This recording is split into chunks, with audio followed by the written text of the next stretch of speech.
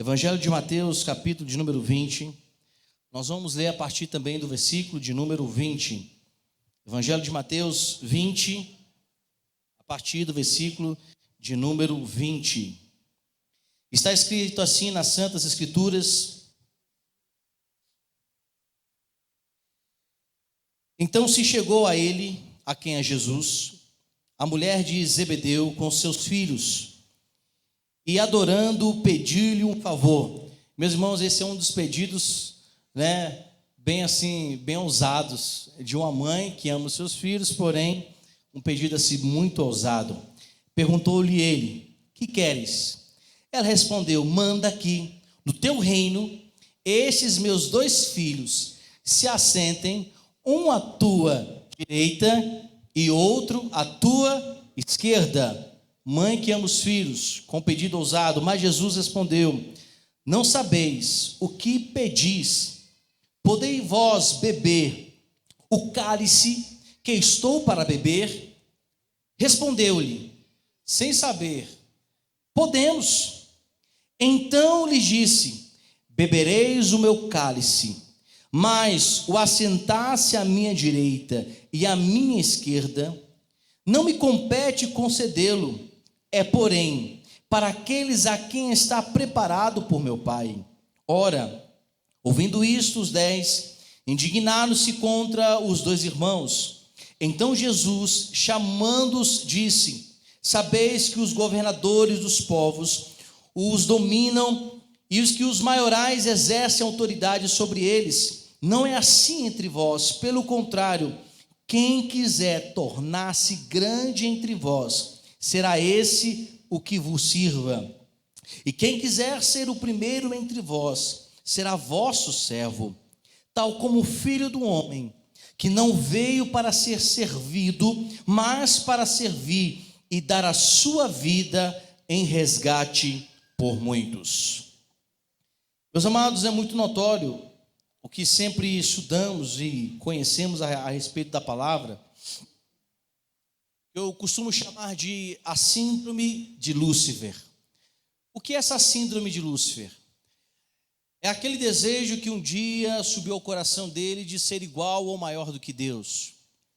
O mesmo sentimento que ele outrora tinha quando estava nos céus e foi expulso. Porque, na verdade, essa forma de pensar, essa forma de entender a respeito daquilo que Deus estava preparando, foi totalmente distorcido e talvez nem muito bem percebido em Lúcifer. Mas houve um intento no coração dele de ser igual ou maior que Deus. Quando Deus cria Adão e Eva, os fazem à sua imagem e semelhança, e de repente está ali Eva tendo um diálogo com a serpente, possuída pelo diabo. E essa serpente, ao falar pelo instrumento, ali o diabo, melhor dizendo, ao falar pelo instrumento da serpente, ele joga a mesma semente que estava no coração dele quando ele foi expulso da presença de Deus. E ele fala aquelas palavras dizendo: olha, Deus não quer que você coma do fruto, porque o dia que você comer, você terá tão ou como conhecimento que esse Deus soberano tem. E isso certamente encheu os olhos de Eva, a qual trouxe Adão, e certamente Adão, isso lhe pesou o coração como uma forma: é verdade, por que não podemos ser igual ao Deus que nos criou? Contudo, meus irmãos, no desenrolar de toda a humanidade, nós percebemos que essa semente chamada síndrome de Lúcifer, ela vem tentando trazer ao coração de muitas pessoas, trazer ao entendimento de muitos essa questão que precisamos ser sempre melhores, maiores, que há sempre no nosso coração o desejo da ambição de nos tornarmos poderosos. Essa semente do mal que fora plantada e que ela surge ainda mais por causa do pecado, o pecado que veio e realmente nos trouxe muitas ruínas e tem trazido até os dias de hoje. E essa ruína as ruínas que o pecado trouxe à humanidade, ela tem sim uma data para terminar. Ela tem sim. Ela não vai ficar eternamente dominando sobre a vida das pessoas. Aliás, já estava estipulada a data dela, quando Jesus Cristo foi à cruz para morrer por nós pecadores miseráveis, ali naquela ensanguentada cruz. Contudo, meus irmãos, essa semente, ela estava aqui nos lábios dessa mãe. Faz um bom pedido. O pedido que ela fez a Jesus Cristo é aquela mãe que ama os seus filhos. É compreensível isso? O que ela pede, talvez até mesmo inocentemente, mas a gente percebe que isso trouxe aos seus filhos um desejo muito maior do que ser servo. O intento, talvez, no coração deles é mostrar, talvez aos outros discípulos, que eles eram mais importantes, que ao assentar-se à direita e à esquerda de Jesus Cristo, mostraria assim um carinho especial daquele que é maravilhoso, dizendo: olha, vocês dois são pessoas especiais. Tanto é, meus irmãos, que como nós lemos, os discípulos ficaram indignados com esses dois que pensaram isso, porque Jesus Cristo pergunta: vocês têm capacidade de realmente beber do cálice que estou para beber? E eles falam: nós podemos sim, nós temos capacidade para ir. Mas eles não sabem o que está para vir depois. Eles não sabem realmente, porque eles não têm o poder, o atributo da presciência, de saber que tempos depois Jesus Cristo haveria de pedir ao Pai que pudesse passar dele o cálice, mas contudo fizesse a vontade do Deus soberano. E aqui, meus irmãos, nós percebemos uma mãe e dois filhos que não compreenderam a pessoa de Cristo, que talvez não fizeram uma leitura perfeita do porquê e qual a razão que Cristo veio a este mundo. Eles não conseguiram perceber qual era verdadeiramente o desejo do coração de Cristo, que ele não veio para ser servido, como nós lemos no versículo de número 28, que o próprio Cristo fala: olha, o Filho do Homem, ele não veio para ser servido, ele veio para servir. E talvez os próprios discípulos que se indignaram com esses dois, talvez eles pudessem pensar a mesma coisa. Porque, meus irmãos, todos nós temos uma natureza pecaminosa. De nós já não reclamamos com alguém porque nós não fomos reconhecidos, porque fizemos tal coisa. Como é difícil muitas vezes nós, sendo aqueles que servem, nós temos na verdade dificuldades em servir. Nós temos dificuldades em poder abrir o coração e estender a mão, porque essa semente, volto a dizer, e eu quero aqui, meus irmãos, ser enfático nisso, essa semente chamada síndrome de Lúcifer, ela permeia dentro dessa natureza pecaminosa que nós temos. Ela nos instiga todos os dias, ela nos instiga no trabalho, na escola, até mesmo dentro da igreja. Colocamos, meus irmãos, os cargos como se fossem as coisas mais importantes da nossa vida. Queremos obter, ter mais. Queremos mostrar às pessoas que nós somos alguém. Queremos mostrar para a sociedade que podemos. E muitas vezes aquilo que nós compramos, aquilo que nós temos, não é simplesmente o fruto do nosso trabalho. Até mesmo porque há muitos brasileiros que estão totalmente endividados, porque realmente fazem compras não apenas para a necessidade, mas para mostrar aos outros que eles podem. Muitas vezes em nossos relacionamentos, mapeamos, ou melhor dizendo, nós fazemos assim um projeto de uma coisa grandiosa e esquecemos que o simples fato de sermos família, isso já é ser grande. Na empresa, no comércio, no trabalho, é muito bom demonstrarmos o bom serviço, mas sempre estamos de olho no salário daquele que ganha mais do que nós. Sempre procuramos, nas universidades, mostrar o nosso empenho, porque nós queremos coisa boa. Isso não tem pecado nenhum em querer ter. Mas a grande questão é que queremos crescer para mostrar ainda mais como poderosos nós somos. E o que podemos demonstrar? Se nós não somos elogiados, nós achamos ruim. Se nós não somos lembrados, nós achamos ruim da mesma forma. A verdade é que Jesus Cristo, ele quebra todos os paradigmas da sociedade. Ele arrebenta com toda a ideia de que o que é ser bom e melhor é estar por cima, é aquele que é servido, é aquele que é realmente colocado no pedestal. E esse Jesus que está conversando com esta mãe e com esses dois rapazes, Jesus Cristo está mostrando uma dura realidade. Jesus Cristo está mostrando a contramão que o reino de Deus, ele nos revela. E aqui nós percebemos que o servo, e é isso que Cristo está falando, o servo, na verdade, é aquele que demonstra alegria em todas as coisas. Observemos bem, meus irmãos, que a satisfação dessas pessoas era assentar-se, estar ali no trono.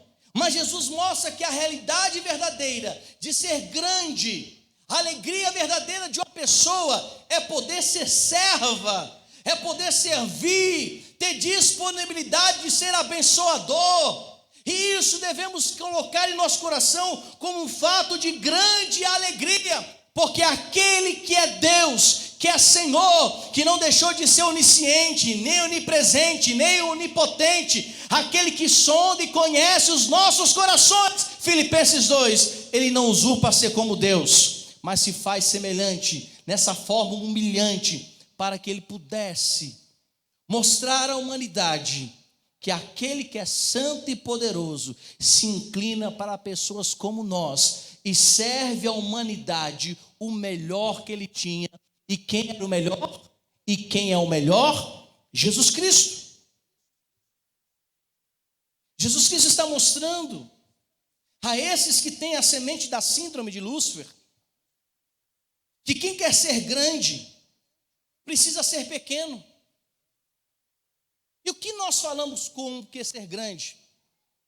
É ter altos cargos. Uma das coisas, meus irmãos, que eu acho fantástico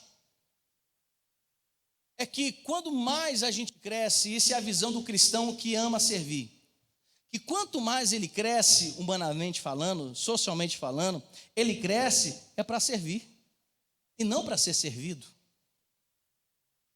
O médico, quando estuda medicina, aquela pessoa que estudou medicina para ser médico, é claro que ele quer ter um bom salário, mas nos dias que temos vivido, o médico que gosta, que ama servir, ele enfrenta a Covid e outras doenças para poder servir a população. E isso é ser grande.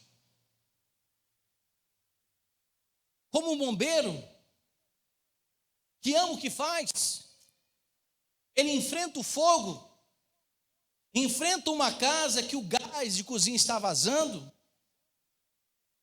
e ele entra no meio de propriedades que não são deles. Eles entram em estabelecimentos que eles não compraram, mas eles fazem isso porque amam servir e querem ver as pessoas muito bem. E quem diz os professores? Meus irmãos, professor não é brincadeira não, tá? Não é brincadeira não. Quantas reclamações nós temos tido de mães que reclamam dentro de casa? Acho que temos alguns professores aqui, né? Que aguentam o filho dos outros. Às vezes são meninos ignorantes, mal educados, que foram ensinados pelos seus pais a não levar desaforo para casa, que foram ensinados pelos seus pais a só olhar, você se imponha. Aí está lá, o professor tendo que aguentar crianças que não são dela,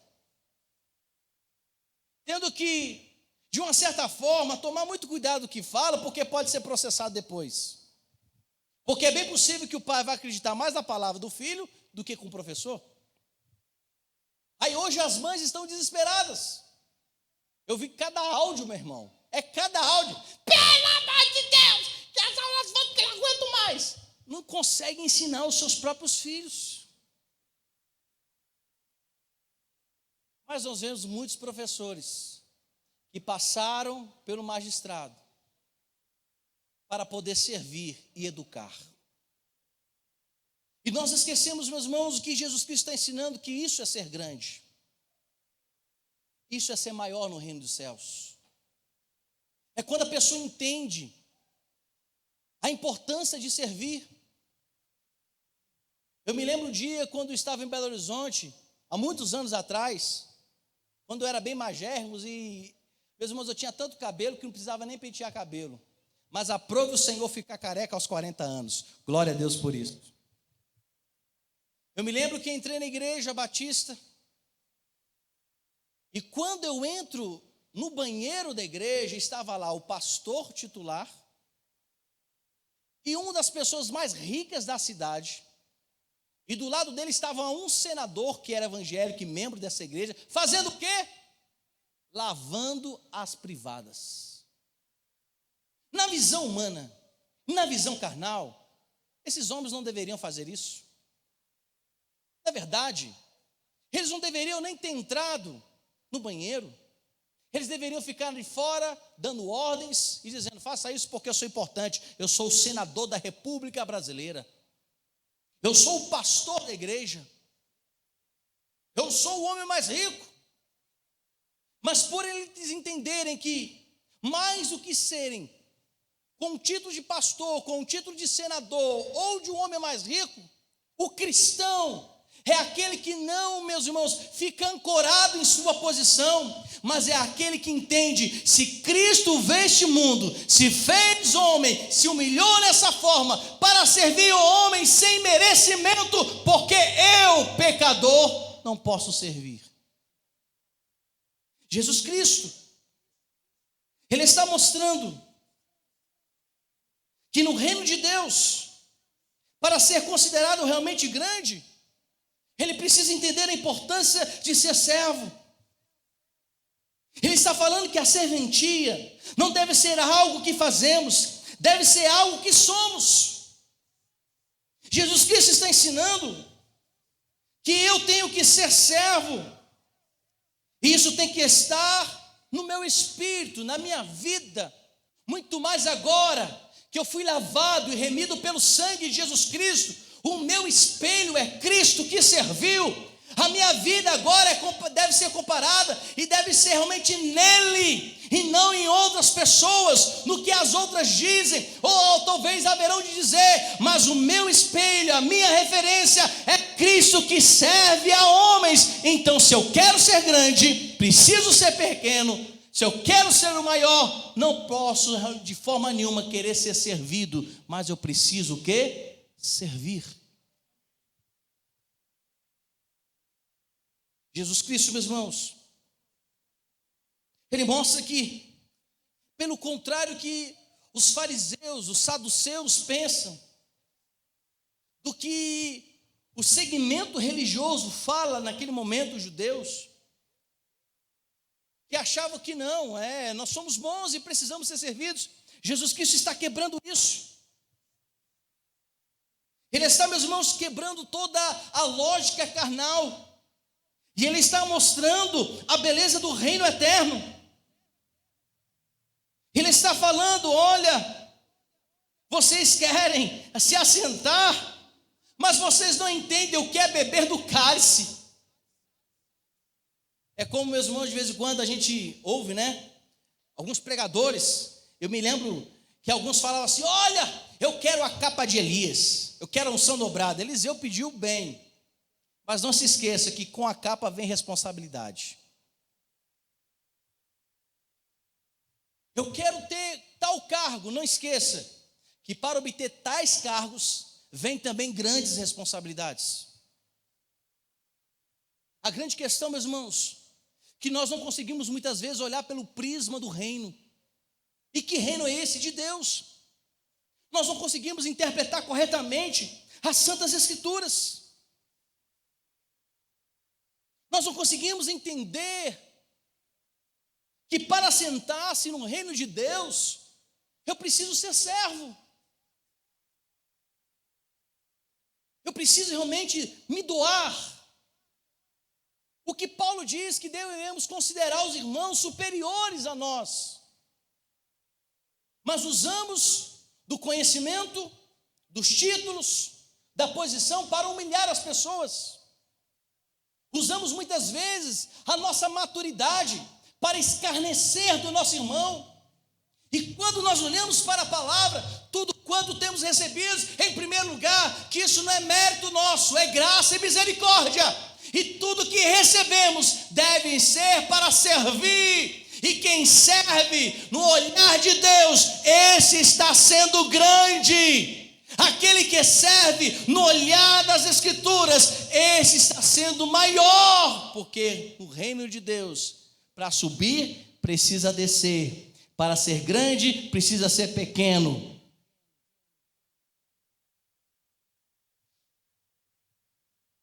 Isso, meus irmãos, me faz pensar: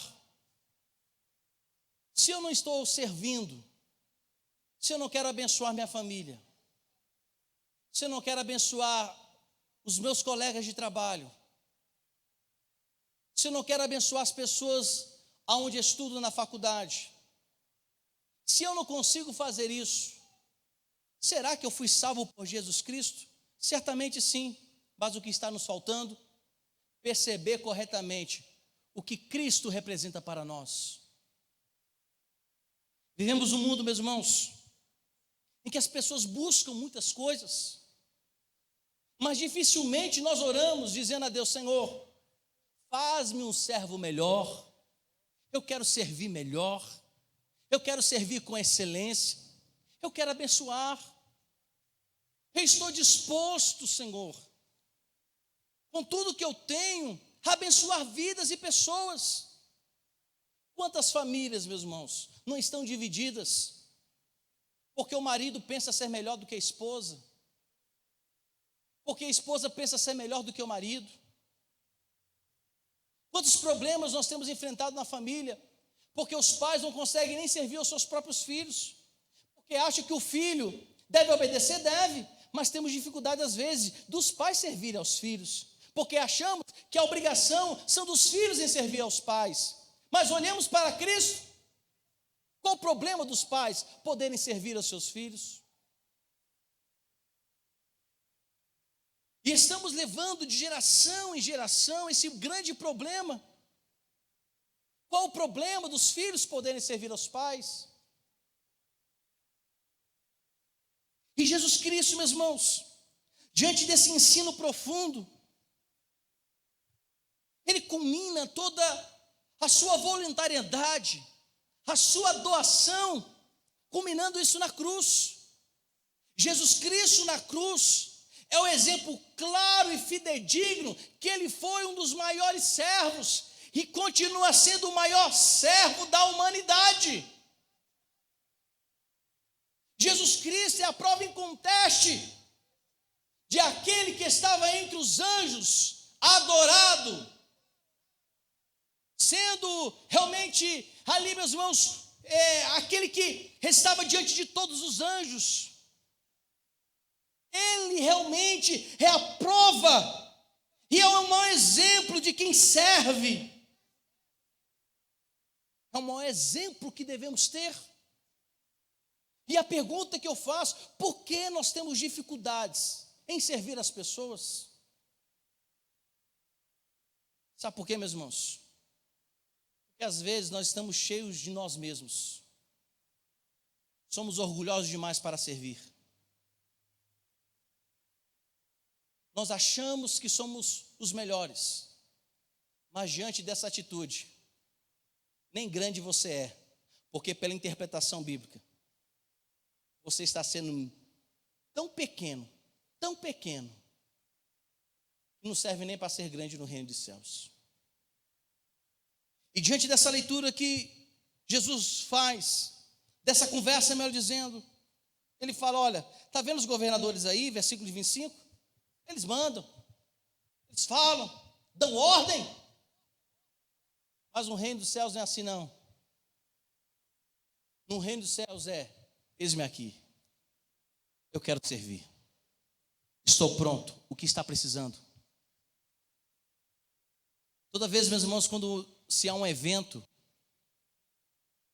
observe bem, as pessoas querem estar em grupos onde possam ser observados. Não é assim? Estou mentindo? Queremos estar onde todo mundo possa nos ver. Mas deixa eu falar quem está sendo maior dentre eles. São aqueles que estão na cozinha servindo. São aqueles que estão limpando a área para que possamos estar bem confortáveis. São aqueles que trabalham no anônimo, que dobram seus joelhos, pessoas que nós não vemos e nem percebemos na igreja. Pessoas, meus irmãos, que talvez não tenham seus nomes em placas, não tem ali a memória deles, mas quantos servos de Deus serviram, se submeteram a abençoar, e nós nem nos lembramos deles, mas o galardão de cada um deles estão separados ali, e no dia que Cristo voltar, todos eles receberão. Para finalizar, meus irmãos, eu quero aqui destacar 4 características de um bom servo. O bom servo, ele sempre serve com alegria. Ele nunca serve reclamando. Você conhece alguém que faz alguma coisa em casa e reclama? Lá em casa os irmãos sabem, eu tenho um casalzinho, né? Natan e Mariane. Gente finíssima, irmãos. Natan, um filhão, gente boa, solteiro. Baita de um partidão. Só daqui a 30 anos. Mariane também, gente fina. Fala igual o pai. Gente finíssima. E eu, de vez em quando, peço: Natan, meu filho, faça isso. Peça a Mariane, você não pede não. Meu filho, faça com alegria. Quem é pai sabe, tem mais de um filho, sabe que é assim, né? Não é verdade? Você pede uma coisa, o filho reclama. Por que não manda fulano? Quantas vezes, meus irmãos, reclamamos porque estamos servindo? O verdadeiro servo serve com alegria. Ele não reclama, ele está com um sorrisão. Eu não estou falando apenas servir na casa, eu estou falando servir na igreja. É empregado no trabalho, é lá na faculdade, onde quer que ele esteja. O bom servo sempre serve com alegria. Salmo 100, verso 2: servir ao Senhor com alegria, porque devemos fazer isso como para o Senhor. Repita comigo: vou servir com alegria. Talvez você esteja: pastor, porque você não conhece onde eu trabalho, o senhor não sabe de nada, o senhor não sabe como é lá em casa. Mas o bom servo que for alcançado por Cristo, ele faz isso sorrindo. A pessoa, meus irmãos, pode ser a mais inconveniente, mas ele serve com alegria. E qualquer servo que reconhece aquele que é o maior servidor de toda a humanidade, o fez sem reclamar, foi à cruz sem reclamar, como ovelha muda, ele foi morto.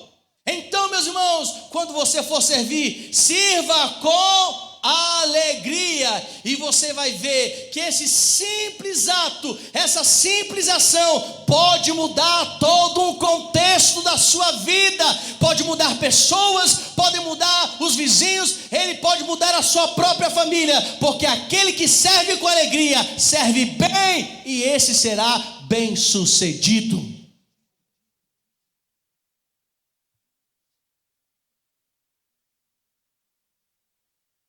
Mateus 25, 40, Jesus disse: olha, quando vocês estiverem fazendo algo para uma pessoa, faça isso como estivesse fazendo para o Senhor Jesus.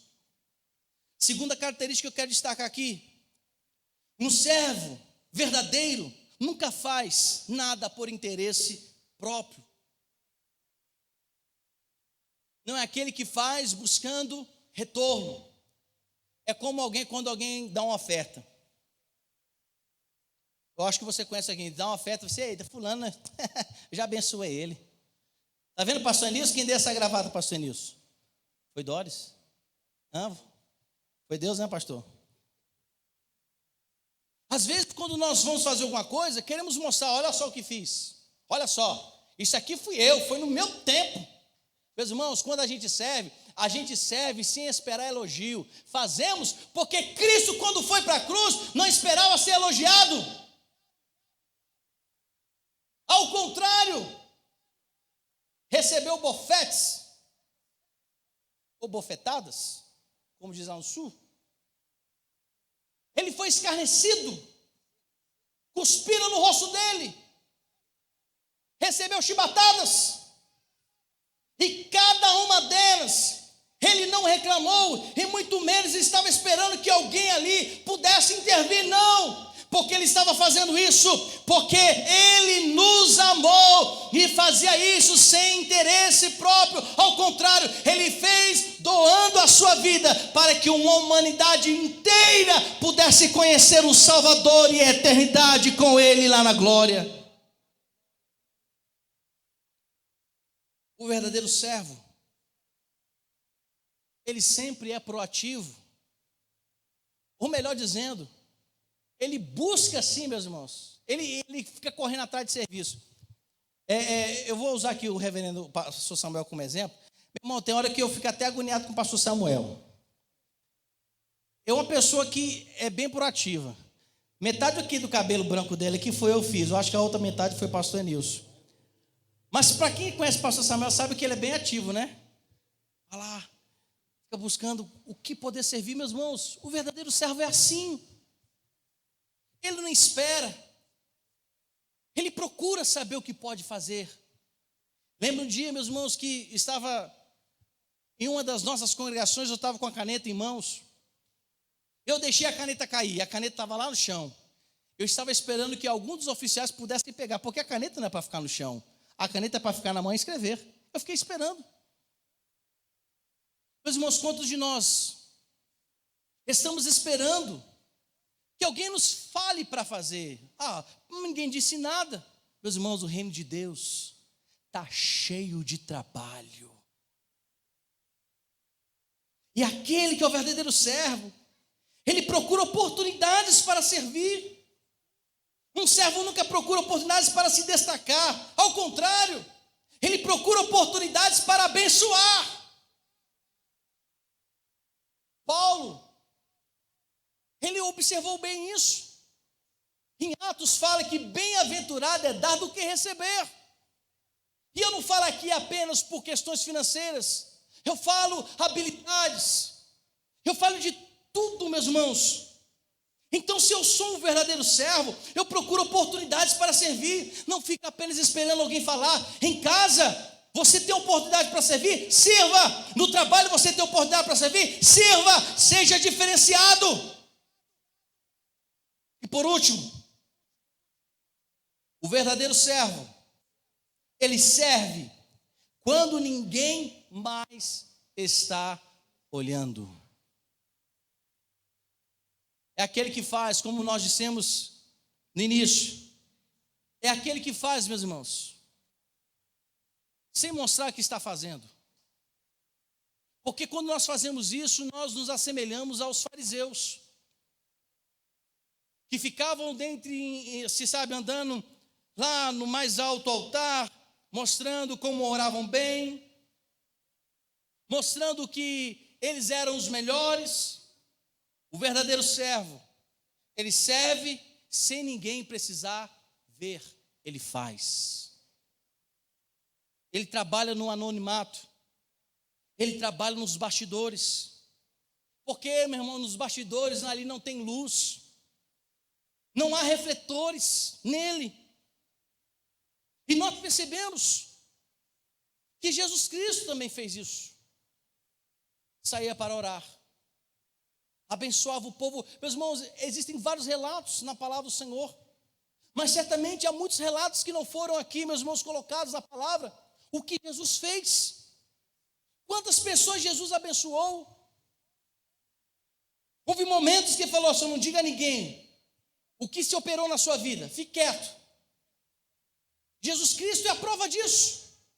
Quando foi chamado de um homem bom, ele falou assim: não, bom é o nosso Pai que está nos céus. Tudo ele se referia ao Pai. Ele não trouxe para si a glória única, não. Ele sempre se referia ao Pai. É o Pai, é o Pai, é o meu Pai, é meu Pai. Ele trazia o foco para o Pai e a eternidade. E isso mostra que ele veio para servir E muitas vezes ele o fez sem ser lembrado. Eu vou dizer a hora que Jesus é muito lembrado: quando estamos no aperto, quando nos falta algo, quando tudo vai mal, a primeira coisa que a gente faz é recorrer a Ele. Mas seja um bom servo, sirva bem a tua casa. Maridos, sirvam bem as suas esposas. Esposas, sirvam bem aos seus maridos. Filhos, sirvam muito bem aos seus pais. Pais, façam o mesmo com seus filhos. Você que é empregado, sirva bem o seu patrão. Sirva bem aquelas pessoas que trabalham com você. Você que está na faculdade, nós não somos obrigados a aceitar aquilo que a Bíblia é contrária, não. Mas devemos ter o coração para servir. Porque se queremos ser reconhecidos no reino dos céus, se queremos ser reconhecidos como grandes no reino dos céus, precisamos ser pequenos e precisamos ser servos. Então sirva bem, sirva com as suas habilidades e sirva com amor. E sabe quem vai te recompensar? Quem é que nos recompensa? O nosso Pai. Porque o que estamos fazendo hoje aqui é trazer na memória o que Jesus fez na cruz. Serviu o seu corpo e derramou o seu sangue. E Ele não ressuscitou apenas para mostrar que a morte não tinha domínio sobre Ele, mas Ele ressuscitou para continuar servindo o seu povo. Então seja um bom servo em tudo que você fizer, e que Deus os abençoe em nome de Jesus.